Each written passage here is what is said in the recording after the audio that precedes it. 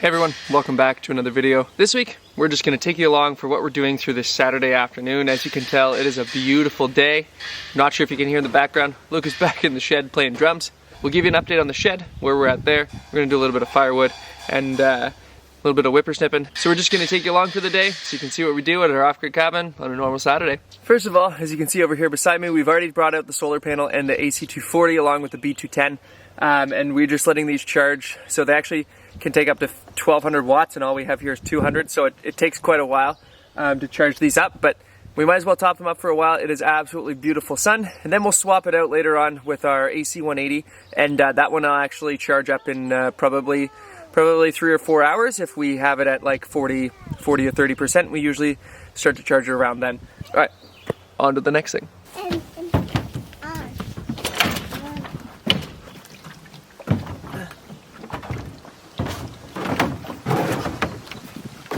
Yeah, there's definitely a little water.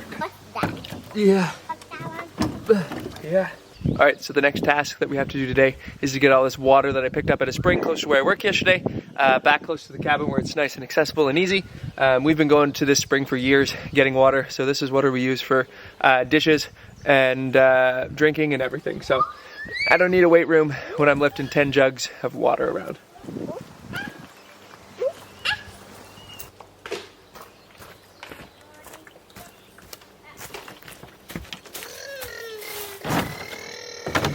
All right, next thing we need to get to today is doing a little bit of whippersnipping. So we need to put some gas in this thing, fire it up, see if it goes.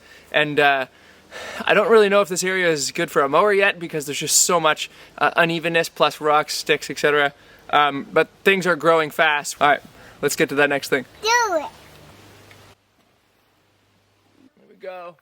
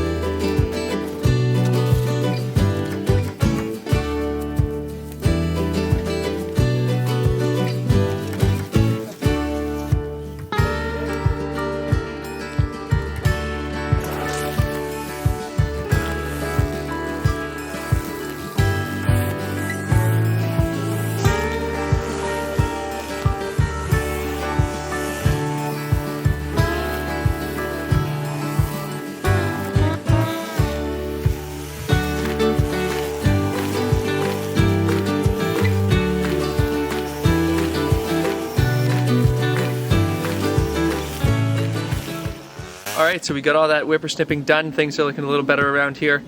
We got that brush pile cleaned up as well that we had to move off the grass before I whippersnipped it.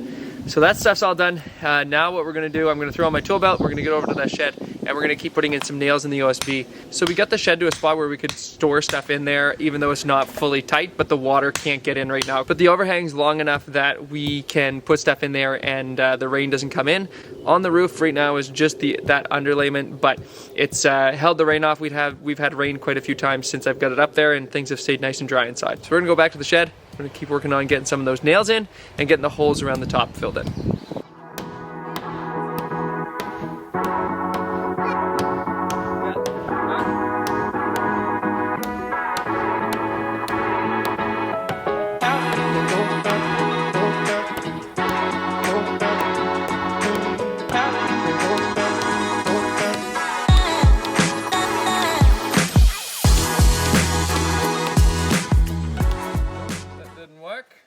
You gonna get it? Yeah. Okay. Thanks, buddy.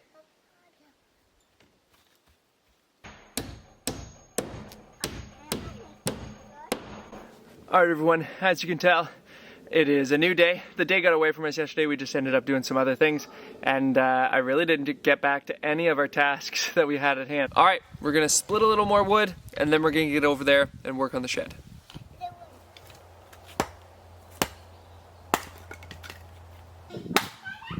On your bike?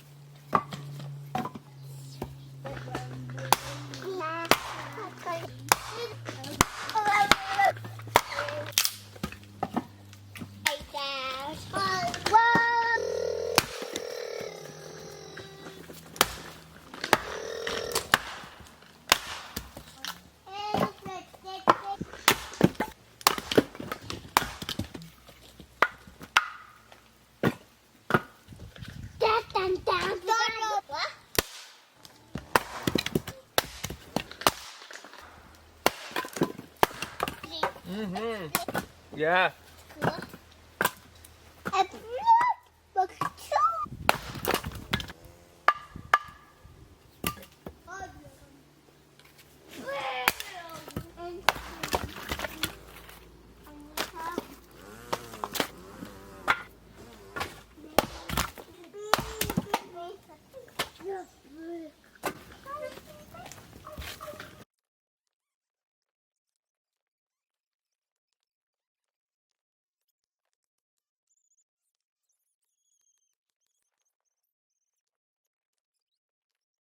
Alright, so the wood that I've got split up to this point has just been some cedar and some balsam. This balsam was sitting outside through the winter though. Well, the cedar was too, but the balsam seems to have absorbed more water, so I need to try to find a place for this balsam to sit outside. The cedar, we have a ton of dead standing cedar here. So this was a dead standing. I took it down last year. We have so much dead standing cedar, and it's not very straight. So the thing is a lot of it we couldn't use to be milled into wood anyway, because it's just not straight wood. We use cedar kindling almost exclusively, and you can get a fire going with a tiny piece of birch bark and a decent amount of cedar kindling in no time, no problem. But we found out that over the course of the winter we used mostly hardwood, and I would have to split the hardwood into small pieces so that we could slightly feed the fire and not overheat ourselves. Because we're in such a small space, and the wood stove can heat up to 1,500 square feet, and we're 392 square feet, I think, is the total. So when we're barely below freezing, maybe like in the 0 to -10 Celsius range, the good hardwood is still like, you don't want to consistently feed your fire with just that because it'll be too hot. I think next winter we'll absolutely realize that we want a mix of some hardwood and some softwood, and especially when it's like October and it's getting cold overnight, we'll want some hardwood to put in the fire overnight, but through the day or through the morning you might just want a fire to get the chill out of the air. So we definitely need to do a better job of figuring out that mix, and obviously it'll take us a couple winters, a couple seasons of up and down in temperature to really start to figure out what works best for us.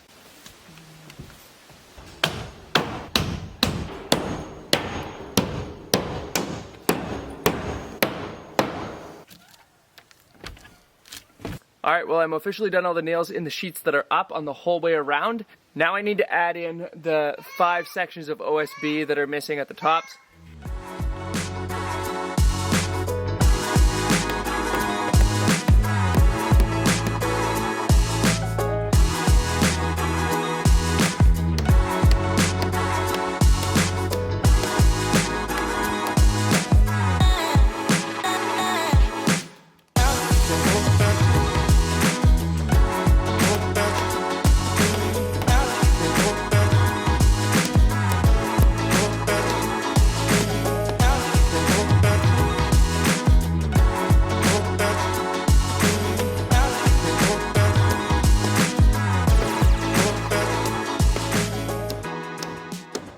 So the whole thing is finished, other than those 2 gable ends. Still don't know what I'm going to do 100% for those, but we'll figure that out. Water's not coming in there. It'd have to be a pretty good rain for water to get in, so I'm not too worried about it. And if all else fails, I can cover it with some vapor barrier that I used on the roof anyway.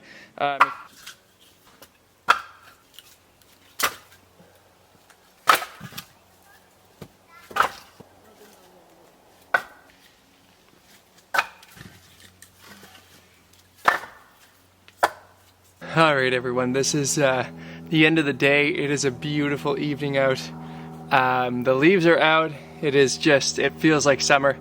And clearly I'm working away again at the wood. Just trying to divide it here. I'm trying to have soft wood on one side and my good hardwood on the other, and then through the winter you take from both sides. Then this side over here, obviously I need to clean out all my tools that are just stored on top. I have some random stuff up there. Then bring out all of this wood, bucket up, split it, and get that side partially filled at least too. I think that's where we're going to end it for this video though. I know it's been a little bit different. Thankfully we're at a good place in that shed where we're now using it to store things in there. I'll be chipping away. I need to get a door and get those gable ends covered. But we're moving on to other things now. That big project is over for the spring and we can use it, we can get stuff in there, and we can move on. Some of the other big things that we have going on for this summer would be to get a French drain for our wastewater in the kitchen, and then one day the shower. We don't have a real tub in there or shower yet. It's just this portable one still. So one day the tub would tie into that, as well as a sink in the bathroom.